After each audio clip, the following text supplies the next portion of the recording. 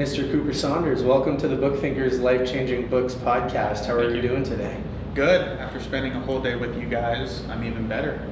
Are you exhausted?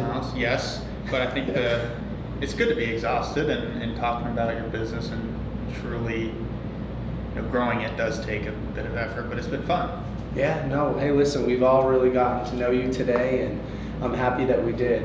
You've got a lot to teach us. Yeah. So for those in the audience that are not familiar with you or your two books or your business, I'd love to have you introduce yourself to everybody. Well, yeah, I'm Cooper Saunders, and I own WiseGuys Digital Marketing here in Kansas City. We work with businesses and business owners just looking to grow their company. And really the biggest thing with WiseGuys is we're very big on results-based marketing and really have grown in our marketplace for that. So I've also written two books on the different marketing techniques that we utilize, and they've really proven to be very helpful for a lot of people. Now what sticks out to me before we jump into the books is the fact that you're a young guy. How old are you?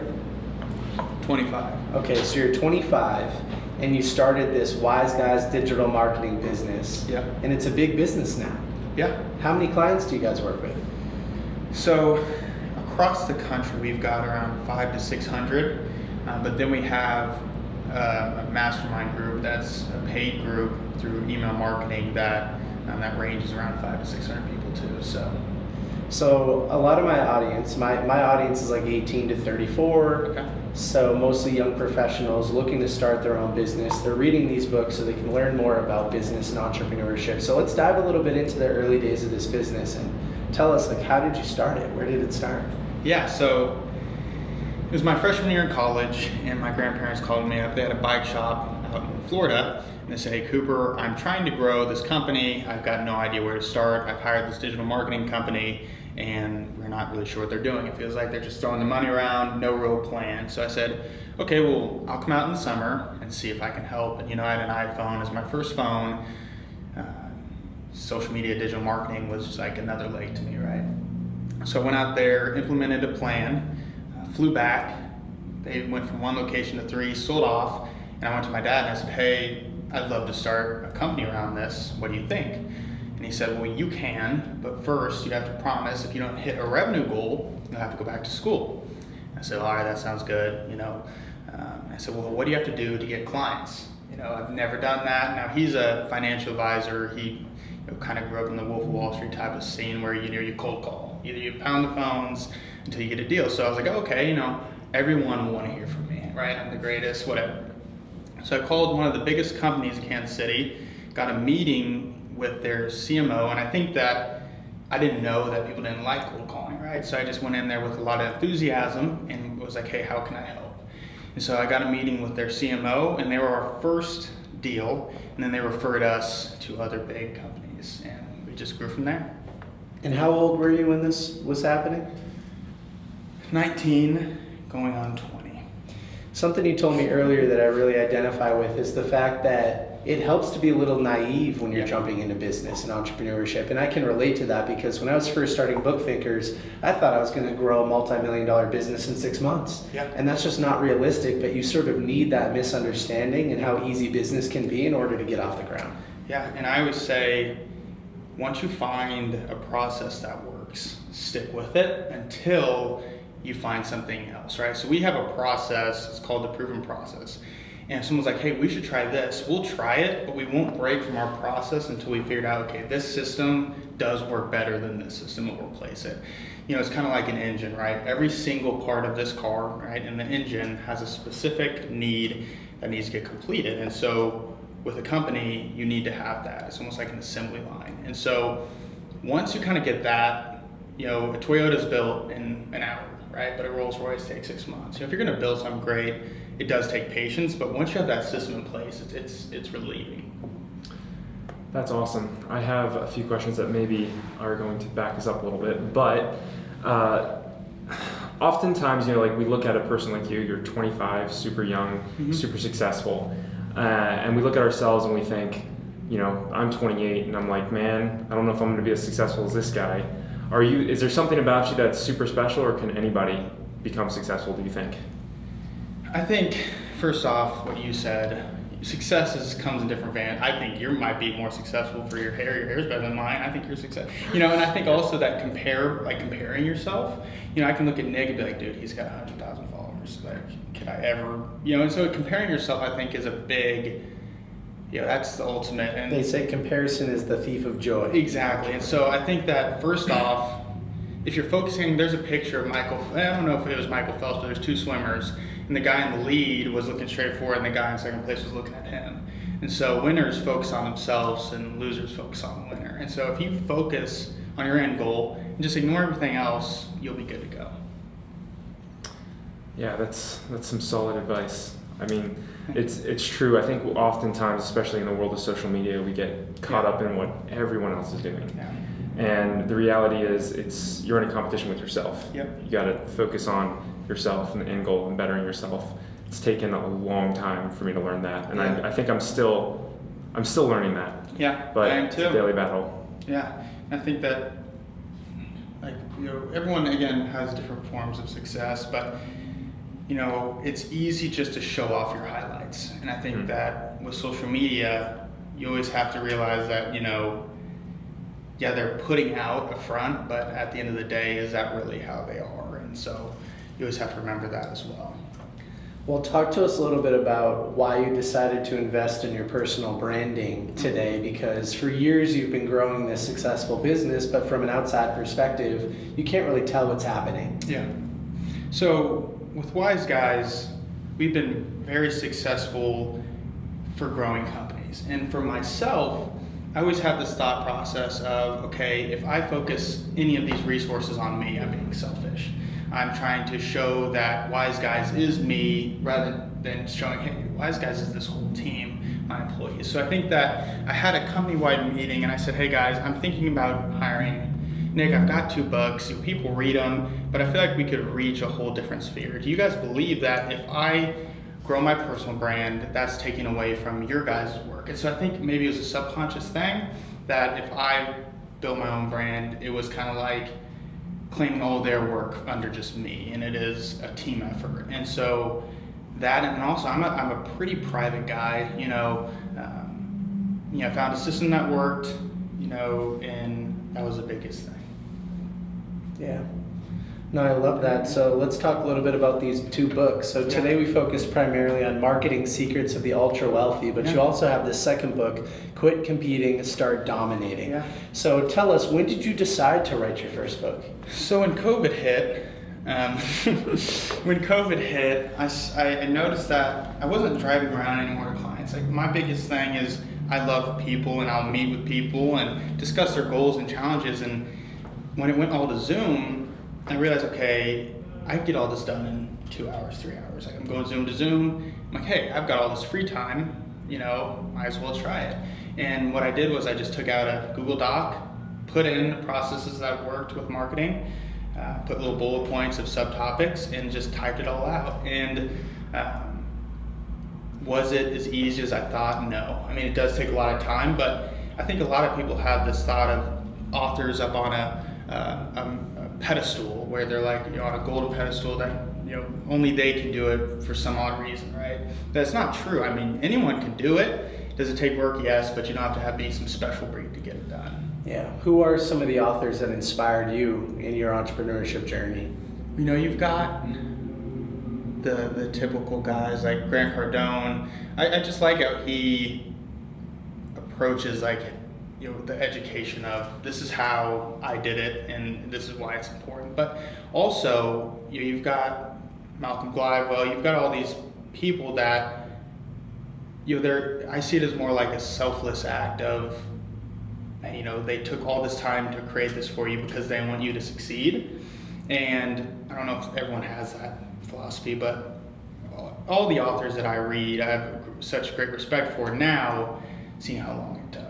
Yeah, and I know today we talked about some other authors like Jim Collins, Good to Great. We talked about a little bit about Kiyosaki with Rich Dad Poor Dad, Napoleon Hill with Think and Grow Rich. We talked about Robert Greene, MJ DeMarco, so many of these names. Yeah. And they all seem like they've had an influence in you in some way, shape, or form. Yeah, I don't think that, excuse me for interrupting, but I think that that's the goal of every author, is to say a guy like me that had had trouble in school but didn't like school, and then they're saying, hey, there's a different option, and being able to say, even if they influence one person, I think that'd be enough for them. So I think that when you're thinking about writing a book, you have to have the vision of not, I'm going to sell a bunch of copies and become very successful, because after the 20th page, you're going to be like, I'm tired of this, right? And I don't know if I'm supposed to mention I'm writing a book.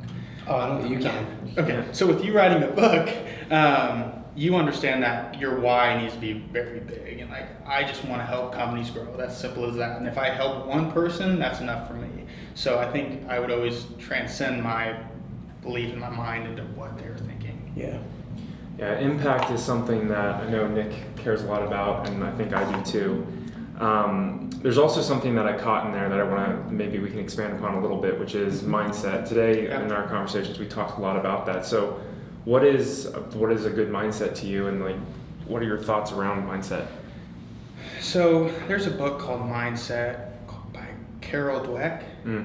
Oh man, I love it. And so I was always under the belief that your mind is a fixed mind. I mean, either you're smart or you're not. You can't learn. So once my mindset went from the growth, from the fix, I think everything changed. You know, I can learn anything, right?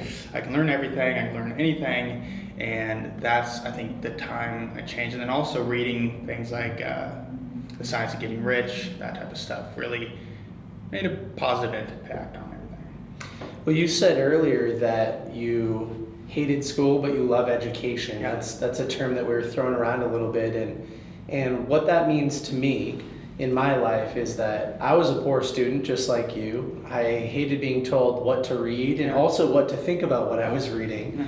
And then you break into this world of self-education and you get to choose what to read. So you can say, I want to learn about fixed versus growth mindsets. Let me open up Mindset. Or I want to learn about outliers. Let me open up a Malcolm Gladwell book. And that's a whole different type of education. Yeah. Yeah. And it's, and again, not everyone wants to own a successful business. Some people just want to live off the land and whatever. But I think when you are aligned with, okay, and I think also whenever I dropped out of school, it was almost like it's game time. Like my parents were like, you've got this amount of time. And so whenever that shift, it was almost like the burning the ships once you get to the beach, like win the war, you're done, right? And so Robert Greene, right, that's where I first heard that from. So I think that is the most important thing with business as well. You shared that your dad said, okay, here's a revenue goal. If you don't hit it, you have to go back to school. Can you share with us what that was? Oh, I think it was something very attainable. Something like 15 grand a year or something, like something where he's like, you know, I think he just threw that out there, not thinking that I don't know. I definitely believe he thought I could do it, but he didn't want to make it so outlandish. I was like, oh, I'm not going to be able to do that. Yeah, but 0 to 1 is the hardest point to move, right? Yeah. So the minute that you earn $1, you know you can earn $1 million. Yeah, exactly. Yeah. And I think that with school, I've always been really good at communication and understand. Like, I think whenever I see someone and I say something and their face kind of tenses up, I can tell, okay, they didn't really like that, right? And so my communication has always been my strong suit. And if you talk in school a bunch, what do you get? Yeah, in trouble.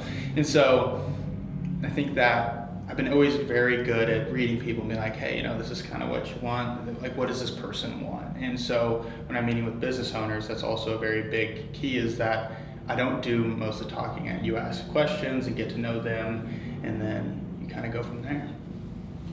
Let's just see where we're at. That's 15 minutes. I feel like I'm just like, you'll ask a question, I'm just like out in the deep end. No, Like, you're I'm not good. on the same topic. It's great. No, Okay. good. Okay. You're doing Good. awesome. Yeah. It's good that we can cut this, because that last one I was on, they're like, you know, kind of like, what if I say something fucked up? No, we can cut I anything. never know. We can Shout out Luke in the future, who's going to be editing this. hitting my voice. I'm I'm still getting I used love to it's that like, one. I love that tweet where it's like, when you're listening to your talk, and then it's like, yeah, and it's like really high, you know? Yeah. That's exactly how it is. All right, I'm going to kick us back in for a few more minutes before we pause and restart again. Okay. So talking a little bit about marketing secrets of the ultra wealthy, who is the target reader for this book? I mean, you wrote it for a purpose. You said if you could impact one person or one business owner, then hoorah, but who is the target reader for the book? Yeah, so in the introduction, in the first chapter, I talk about, almost every business owner that I meet with is visiting the casino, throwing their money in the slot machine. Hey, I don't know what works, what doesn't.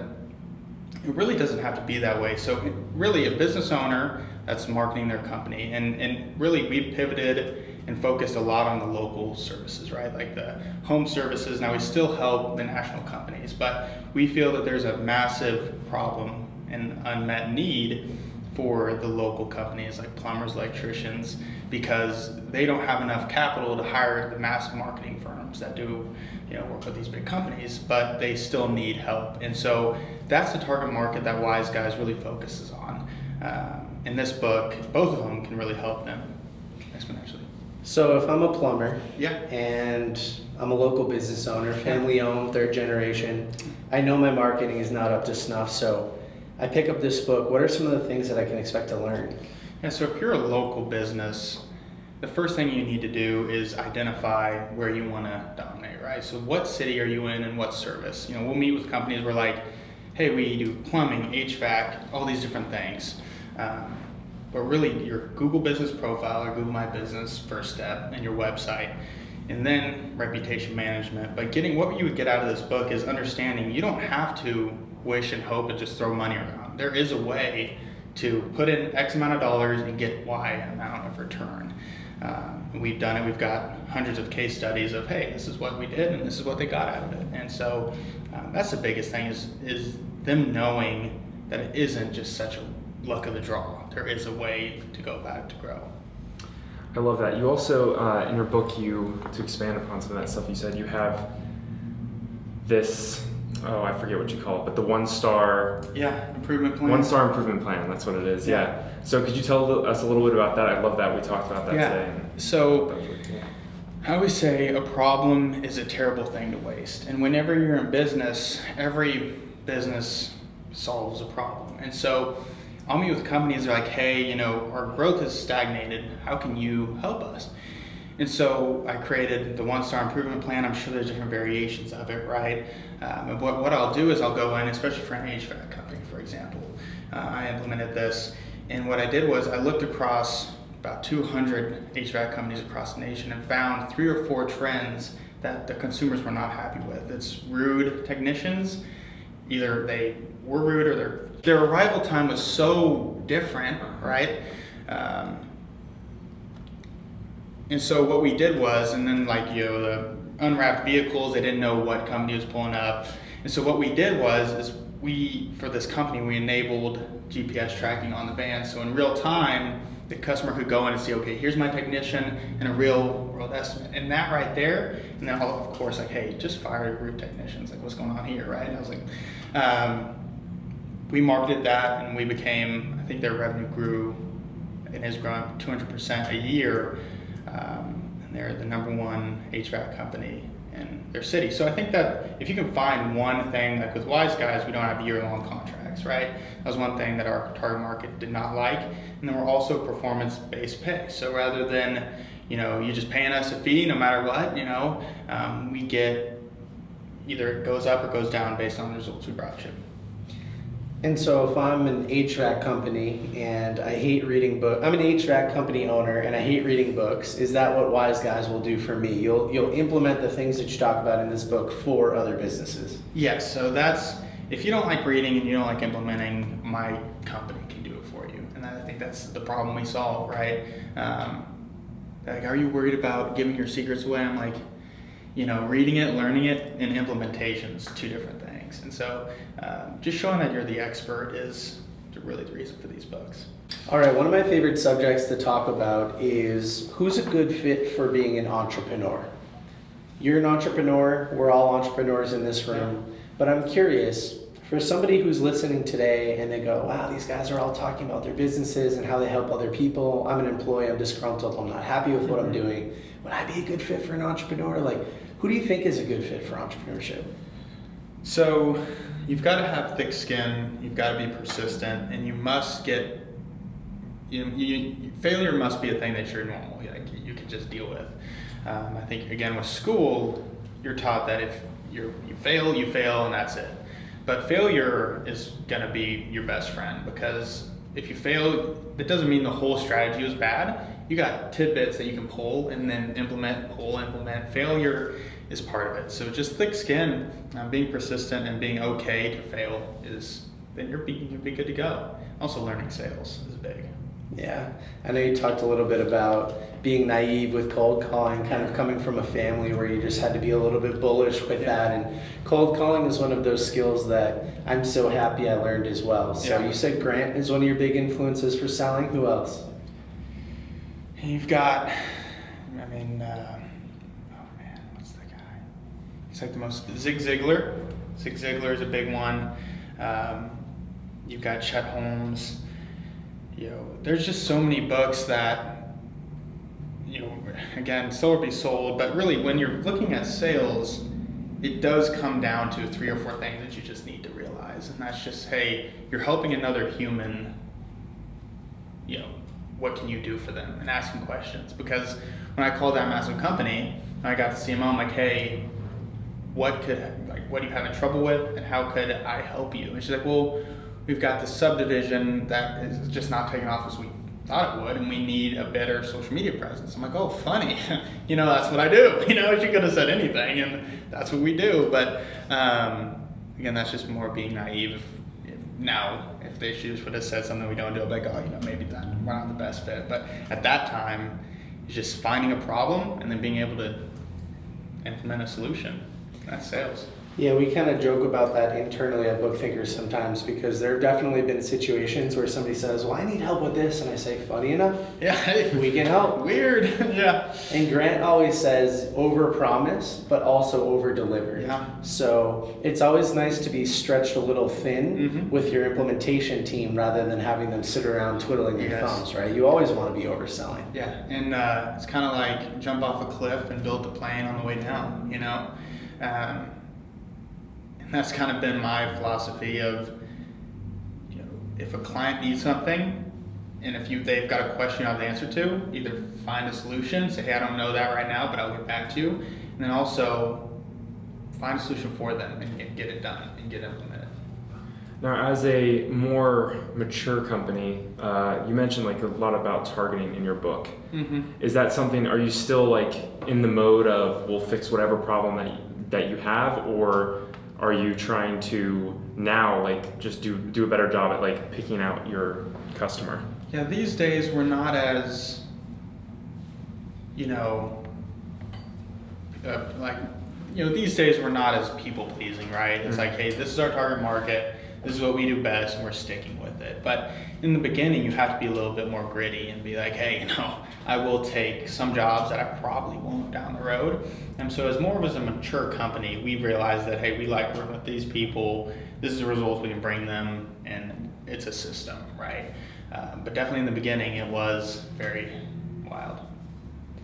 This podcast allows readers to discover new books and new mentors that they can learn from. And part of my goal moving forward for the podcast is to have it be a little bit more conversational and dig a little bit more into maybe some of the things that an author might be battling or dealing with, so that we can sort of remove the superhero cape and show everybody that, listen, Cooper's a super successful young business owner, but maybe he's dealing with things that could be relatable to the average listener today. And one of those things is anxiety. Yeah. We talked a little bit about anxiety earlier. So could you share some of your experiences with anxiety and maybe some of the things that you do to manage them? Yeah, and so I think with myself, walking into a big business meeting, I'll find myself having anxiety, but it's the times where you don't know where the anxiety is coming from is what's nerve-wracking, right? And as owning a business, you could say, you're stressed out, but it's not necessarily stress. And stress is normal, but with anxiety, I think there's a stigma of you always have to be perfect. And as a male especially, hey, what do you have to be anxious about? You run a company, everything's going your way, you have no reason. I think that's one thing where we were at lunch earlier, and I'm like, hey, I'm not feeling great. Can I run to the bathroom? And being open and talking with people, because a lot of people struggle with it, And when you open up and say, hey, I'm not feeling too well, do you mind if I use the restroom?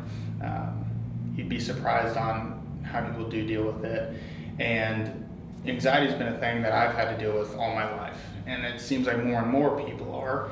And I just hate the thought that you don't have to suffer in silence. I remember I had a business owner, an older gentleman that you would think everything was going great. And he's like, hey, Coop, not feeling well, do you mind to go get me water? I'm like, of course, and this guy, we were middle of a negotiation, super intense, and that vulnerable side really made me like, oh wow, not only do I suffer with it, but people in industry leading people have trouble. And it just makes it, and I'm super passionate about just being open with it, and people like to see a vulnerable side to people. I think that's one of the most important reasons to have a personal brand outside of your business. Yeah. It might not be appropriate to share that on your WiseGuys page. Of course, yeah. But I think when somebody can see a young, successful business owner talking openly about anxiety, that's the perfect reason to have a personal brand. Yeah. And again, we chatted about it whenever we were filming earlier, and it's just one of those things that people do deal with, and there's no reason to hide it. Yeah, there's so much shame around it. I know we discussed this earlier, but there's just so much shame around it, and you feel so alone in it so often. Like you're like, there's no one else that struggles with this. It's like, because especially in today's day and age, the world that we live in, we see this very polished version of people through social media, and like you said earlier, it's like that highlight reel of success, and then it makes you feel even more isolated because you're like, wow, all these people are doing this, and this, and I can't even get on my personal stories and share anything. So what do you have any advice for anyone that is dealing with anxiety? Is that, I know we kind of talk a little bit about management techniques, but maybe you can just share some advice for when you go into those board meetings and you're like feeling a little anxious. What do you do? And I think, and so I think whenever people have anxiety, they think that, okay, I can't be successful. All I have to do is, you know what I mean? I think that you've got something where you always need to feel good. You always need to be rock star. And I've got days where I wake up and I'm like, this is going to be terrible. But being open with people and saying, hey, today, like I said to Nick, today I'm not feeling great. Like, we got a lot of filming to do. I'm just being open with you. So if I'm acting weird, this is why. And so just being radically transparent with people really helps. And that's what I do. I walk into a meeting, hey, I know this is what we're covering. I'm not feeling too well. I shot with Nick all day yesterday. If you don't like that, you probably shouldn't do business, because I'm a people person. I love people. If you don't, and so I think that's the thing that people, if you're dealing with anxiety, people care about you. People care about you a lot, and I care about you. Everyone does, and you don't have to suffer in silence. Yeah, I think that's so true, and I'm very appreciative and grateful that you are open about those things. It's something that a lot of people are afraid to chat about, and I mean, I've got nothing to be ashamed of. A lot of people deal with it. Am I successful? Yes. Do every now and then I feel under the weather? Yes. But also, don't be afraid to talk to your doctor about it. Don't be afraid to tell your parents about it. No one's going to think of you as a lesser human. No one is. And if they do, probably not your person, right? Another subject in this sort of same vein of being transparent and open with everybody. Earlier I asked you, hey, what's one piece of advice you would give to your 18-year-old self? And you came back and you said, don't be so sure of yourself. Yeah. Don't be so, for lack of a better word, you didn't say it this way, but I will, cocky and arrogant about life, right? Thinking that you have everything right. Yeah. And because I remember we were on the soccer field, and I was playing in college, and of course I knew everything, right? I'm the best player, come on. And my coach said, you got to be coachable. Like, you're going to go nowhere if you're not going to take advice, if you're not going to do this or that. Look, I told you to do this and you're not doing it. Why? You got to be coachable. And so even in business, I was doing something within one of our systems, and an employee said, hey, what do you think about this? And I was like, we'll try it out. And it ended up being one of the best things we could do with the system, right? So being able to learn, and if you're the smartest person in the room, you probably got to get a new group of people, right? And so that's the biggest thing, that always be open to learn. If someone knows There might be a hobo out on the side of the street. He knows something that can make that you don't know, right? Everyone is better than you in some aspect. And if you act like you're high and mighty, you're gonna have a bad time. Yeah, that's great. You mentioned your coach, and there was a quote earlier that I'm trying to recall that you were talking about. Criticism. Yeah. About criticism. I would love for you to expound on that. Maybe you can say that quote too. Yeah. So really, it's don't take criticism from someone you wouldn't take advice from.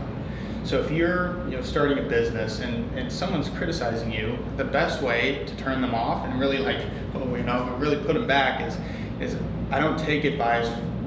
I don't take criticism from people I wouldn't take advice from. And it's like, it kind of puts their brakes on, because it's true. I mean, am I going to take business advice from somebody that's never done it before? Am I going to take criticism from somebody that's never tried to build a personal brand? Probably not. But if Nick came to me and said, hey, you should probably do this instead, okay, I respect his opinion because he's done it before, right? And so that's my thing, is that if they haven't done it before, if they don't know what they're talking about, if you wouldn't welcome pointers from them, then don't worry about criticism. Yeah, you talked a little bit earlier about mentorship. Yeah. That's the subject we're talking about now, and you said one of your biggest mentors is the future version of you. Yeah. That's a cool concept. We haven't talked about that on the podcast before. Yeah. And so, in Think and Grow Rich, there's a part where he had a invisible counsel, right? And, I would have, close your eyes at night, do your mind task. And I always said, what would my 4-year-old self say to me, right? What does my life look like, and how did he achieve this? And if some days I'm laying in bed, I'm like, well, I don't want to do it, of course you're not going to do it every single day. But I think whenever I chat with him, or think about what I'm going to be in the future, if I let him down, it's going to be a bad time. Even like laying on your deathbed, right? I talk about this in my book. It's like, what would have to happen for you when you're laying on your deathbed for you to be completely satisfied, even if that's a thing. I don't know if it is, right? But thinking about your last day on earth, how would you spend it, and what would that look like, is one thing that I typically think about. Well, yeah, it helps create a gap between where you are now and where you could be. Yeah. And that's what's helpful for me too. I mean, that's what books originally did for me. Yeah. The minute I started reading Rich Dad Poor Dad by Robert Kiyosaki, I realized that there's a big difference between who I could be if I was implementing all of this versus where I was. And some people choose to turn and run away from that full speed, and they get back under the covers and they hide.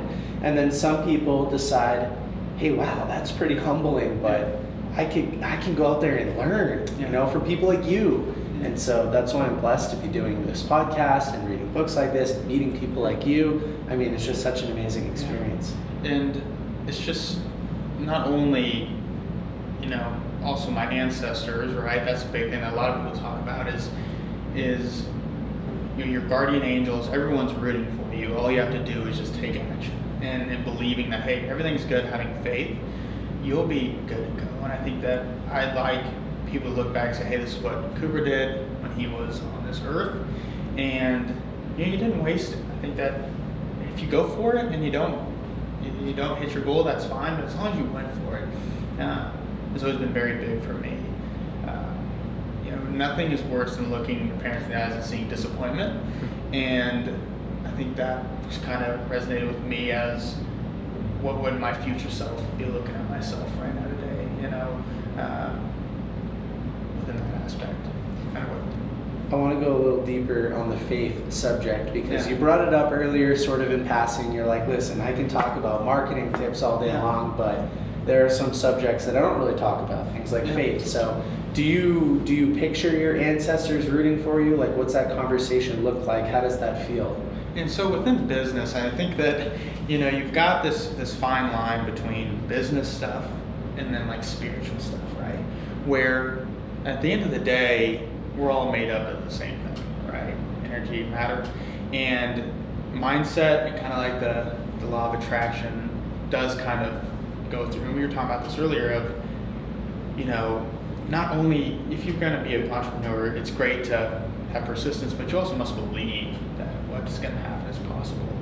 And so when I'm looking at it, I truly never believed that I would be able to fail, because I've got all these people, whether they're alive or they passed away, rooting for me and setting up things, and then different things would happen and exactly how I planned it, and I'm like, this is insane, and then you just keep going for it. And I think that the universe sides with people that know where they're going, because not only whatever religion you believe in, your God wants you to be rich. I think that's the biggest thing, that people think that their God wants them to be poor and suffer. Well, your God, especially Christianity with me, he wants you to be abundant, so you can give back to the church and give to other people, right? Because I do donate to charities and good stuff, because if you're not abundant, you're just kind of like a leech. That's not what God wants you to be, right? So once I made that shift of, okay, God doesn't want me to suffer, he wants me to be abundant, then that kind of started clicking for me. Yeah, 1000%. Have you read The Alchemist by Paulo Coelho? Yeah, and I was reading The Titan, the story on John D. Rockefeller, and he was like, I see it as a sin to not be wealthy, because, I'm giving back to the community, I'm making all these people jobs. If you're not wealthy and you're not making a difference in life, then that's the ultimate sin. So I think that when you have that mindset of, okay, God, the universe wants you to be wealthy, I think if you have money, you're looked as, greedy, blah, blah, blah. Once you make that mindset of, okay, God, the higher powers want me to be rich, to give back, make other people's life great, is huge. Yeah, 1000%. I had a mentor that used to tell me, Nick, the door is open, you just have to walk through it. The door is open, you just have to walk through it. And most people don't realize that. They just stand in front of the door, looking at all of the possibility of life, and then they don't take any movement. Yeah, that concept of the universe is conspiring for you. Yeah. I love it, and it's taken me such a long time to learn. And like that, you talk about that belief in yourself and the belief in that the universe is conspiring for you. It's something that's taken me years to adopt, and even like to this day I struggle with it, but I can look back through my life and even like just see all the proofs in my life that is true. Like everything that I've done, it's just like has gotten me to this point, to sitting here and having this conversation. I love the stat, and I'm going to get this off a little bit, but there's like a 1 in 40 trillion, or maybe it's 14 trillion % chance of you being here. Like it's crazy. It's so infinitely tiny. Like there's just, so the fact that we're here and we're human life is such a powerful thing, and I think we often just don't realize that. We take a lot of things for granted, and the fact that you flew here on a plane. We're speaking through you know what I mean? Like even all this stuff 500 years ago would be insane. And we do take a lot of things for granted. A lot of the times your subconscious mind is sabotaging you before you even get started. And I think that right there makes that mindset, because ever since you were a kid, most likely, if you're born rich, you're going to stay rich because the thoughts and mentality your parents give you. But if you're poor, you're most likely going to stay poor because that mindset. And so making that shift, being like, okay, it's just as easy to be rich as to be poor, right? Honestly. Either it's working hard because you're poor, or working hard because you're rich, right? That subconscious mindset shift, I think, was the turning point for me. Being like, either you can work hard being poor, or you can work just as hard being successful. Will there be struggles? Yes, on both sides. I think one of the shifts in the Book Thinkers podcast moving forward as well, and Luke reminded me of this last week, is that it takes just as much effort to run a $50 million business as it does to run a $500,000 business, right? Probably less effort. Probably less effort. And so I think when we start meeting with successful business owners like you, we can be a little bit more transparent about the business and ask advice and communicate to our audience and allow them into our business so that they can grow with us. And so, that abundance mindset that you just talked about is so important. Yeah. And when you're growing a company, managing employees is a lot easier than people make it seem. All you have to do is give them, okay, this is what I want you to do. Give them an expectation. If they don't hit that expectation, sit them down, hey, why didn't you do X?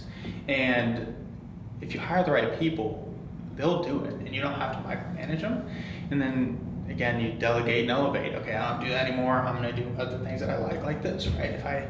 If I was at where I was even 2 years ago, I'd say I don't have time to do this, right? But I could spend a whole day doing this because you give expectations, they don't hit it, they're out, right?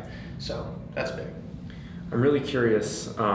You've had like success from really early on, and I'm curious, what's been like the hardest things for you? What's been like the biggest struggle in your business? Like, have you had any setbacks, or has it just been one win after another? I mean, you talked about failure before, so I assume that you've failed enough.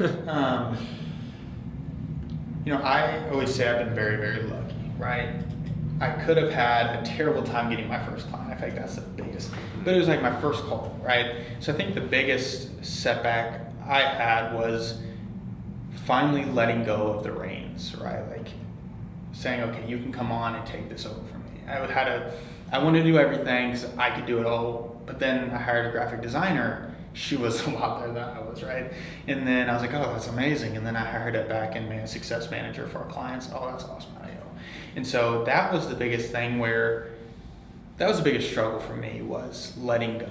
And I think that's a lot of entrepreneurs thing, where it's like, oh shit, do I really want, what if I mess it up?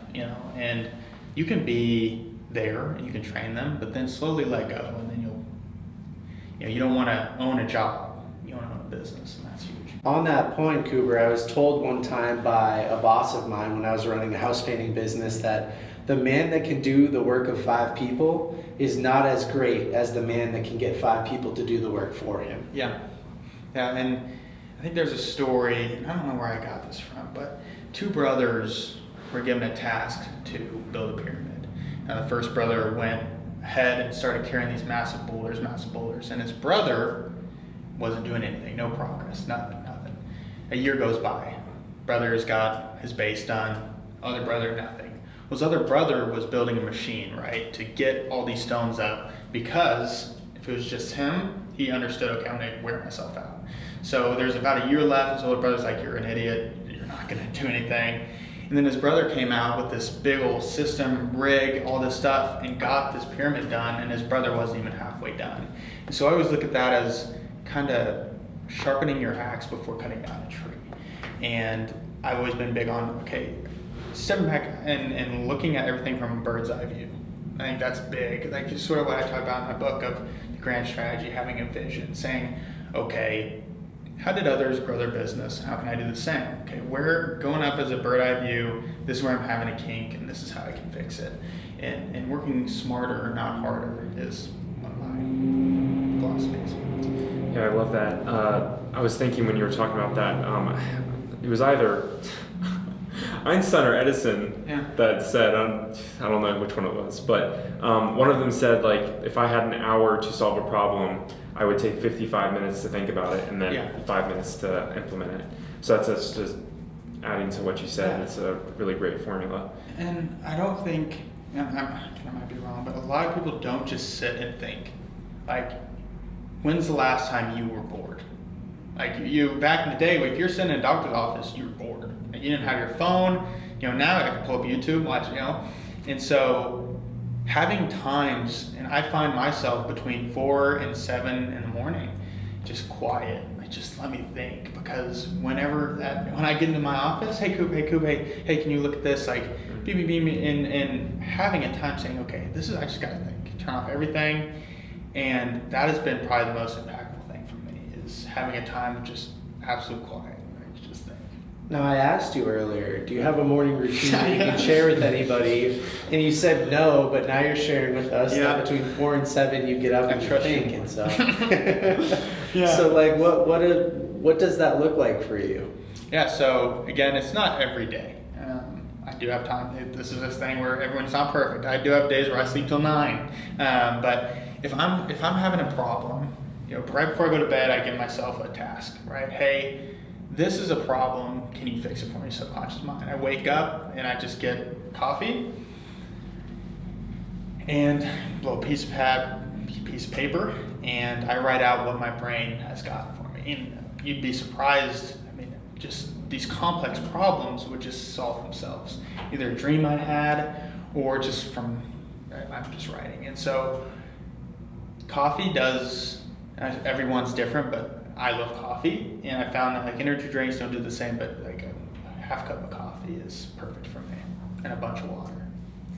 There's this idea from Stephen Pressfield, he's an author we've had on the podcast, of a muse, that these beings, he calls them, I think, angels, like they exist out in the universe and they want to help you solve the problems, and once you invite them into your life, they can come and work through you. And so oftentimes he'll say that he writes for a few hours and then he'll wake up from it and be like, what the heck did I just work on? And I'll go, if you see my journal, I've got quotations and questions that I'm asking, and then I'll just write, and it's like someone else is answering for me, where that's true. Like you just ask a question and just write it out, and sometimes it might be nothing, but sometimes it does work. And I think that being surrendering and being like, okay, like someone knows this answer and it's going to come through. It's just a matter of time, and being open to it. Don't think that you know everything and you'll be good to go, right?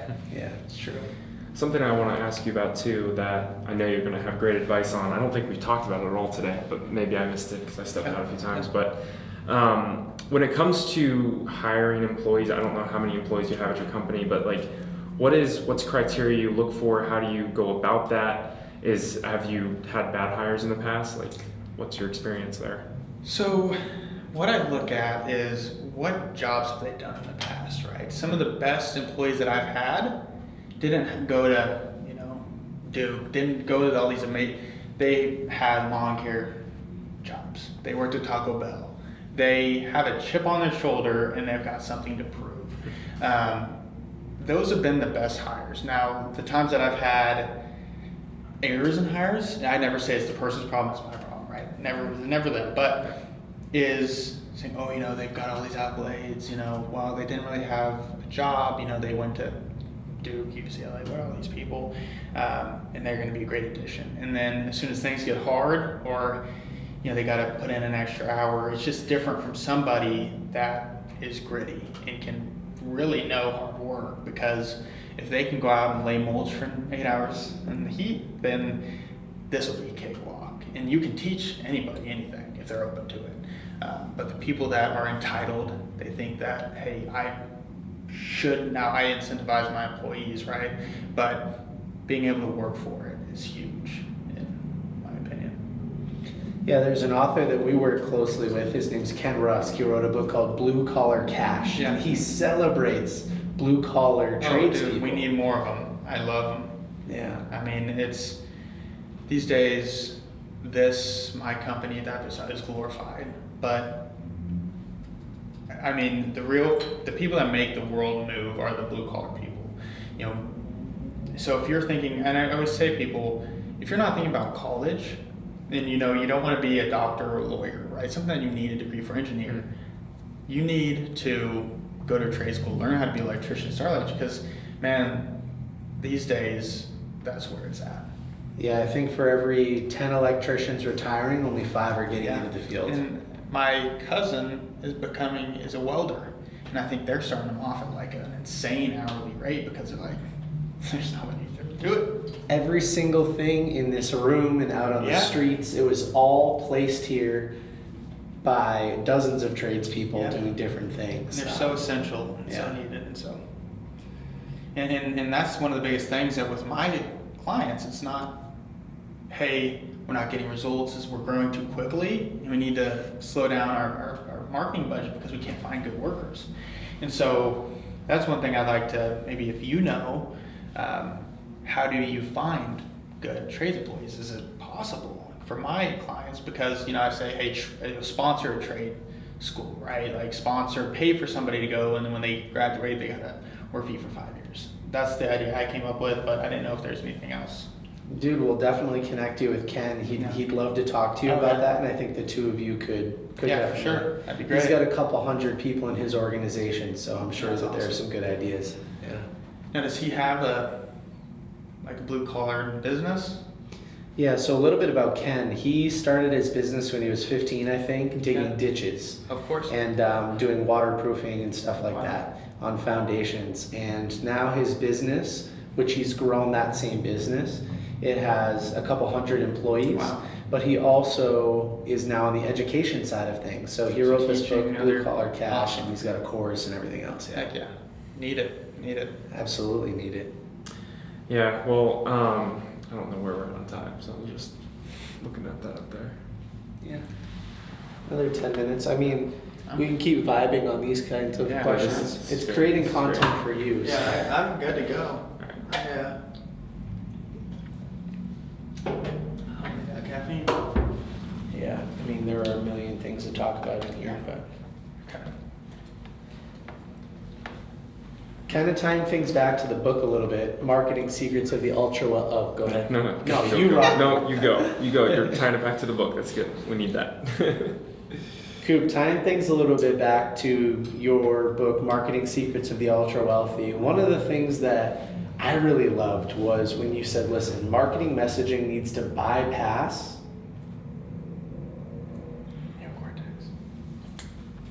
Bypass the All right, we're going to restart that again. Sorry, Luke, in the future, who's editing this? Coop, one of my favorite parts of your book, Marketing Secrets of the Ultra Wealthy, to kind of tie things back to the book a little bit as we get ready to wrap up. I really loved how you said marketing messaging needs to bypass the neocortex and go right to the limbic system, which is the decision-making portion of our brain. Yeah, and there's a book called Cashvertising, and it's a very popular book in the marketing world. But kind of with our target market, the blue collar, the home services, and even the bigger companies we work with, forget that. And just reiterating, hey, this is important. You must focus on the emotions. People buy with emotions and justify with logic. So at the fundamental of the Life Force 8, right, is what he calls it. What does your company do? And then you need to market that, and then that's going to give yourself a massive competitive advantage over your competitors. Yeah, so you say people aren't buying Mercedes because it gets them from A to B. Yeah. They're buying a Mercedes because it's kind of like, hey, everybody, look at me, I'm pretty cool. They want to feel superior. I know it's beat to death, but the Rolex, they don't buy a watch, right? They buy a status symbol. So if you're looking at electrician, plumber, I mean, it's important that what decisions and what do I think about when I'm thinking about hiring a plumber, right? Not only do I want to live a great life, I want to feel security. Like if you're going to come to my house, I must know that you're a reputable company, right? And so how do you paint yourself as that company that I can trust to come into my house? What are you going to do? People think, oh, I'm just a plumber. What can I really go with on that? And it's painting yourself as, hey, we're a reputable company. You can trust us. This is why. And then, okay, we've got the best prices. We've been in business for this long. It's kind of the justifying with logic. But I'll just see ads where it's like XYZ Plumbing. Here's our services. Been in business since 1950. Call us. And it's like, well, is that going to catch my attention? Probably not. But I created an ad for an HVAC company. It was an ethical bribe, which we talked about. He's like, I want to grow my email marketing list and hopefully turn those into clients for sure. And so what we did was we created an ad, like a pay-per-click, so even they'll call them, but a Facebook ad too, where it's like 5 ways to lower your electric bill this summer, right?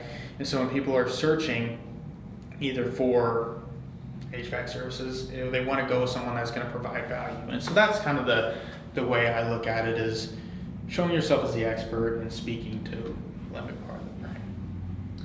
I think it kind of comes down to you have to have clarity, right? Yeah. And I think there's so much noise out there that you have to have clarity on your clients and who you're going after. But it's not like you just said, it's an emotional thing. You have to have clarity on what their emotions are and what they're feeling, because that's what's important at the end of the day. People, like you just said, don't buy on logic. Mm-hmm. They buy on emotion. Yeah. And I think so many people just completely miss that. Like reviews are huge. Like the psychology of why people choose companies. I mean, these days they choose, if someone gives a person a recommendation, they're going to trust reviews over that person. And I'll meet with HVAC plumbers, all these companies are like, we don't really focus on reviews, we're more word of mouth. It's like, well, people like me are starting to buy homes, and word of mouth only goes so far. All right, man. Amazing podcast today. Okay. Thank you so much. For course. those in the audience that want to learn a little bit more about you and your books and your business, where should they go? What should they do? So you can follow me on Instagram. I've got Cooper Saunders _15. And then also you can visit my website, which is WiseGuysDM.com. If you fill out the form, I'll get in touch with you. Amazing. Thank you so much. Well, thank you guys so much. Thank you.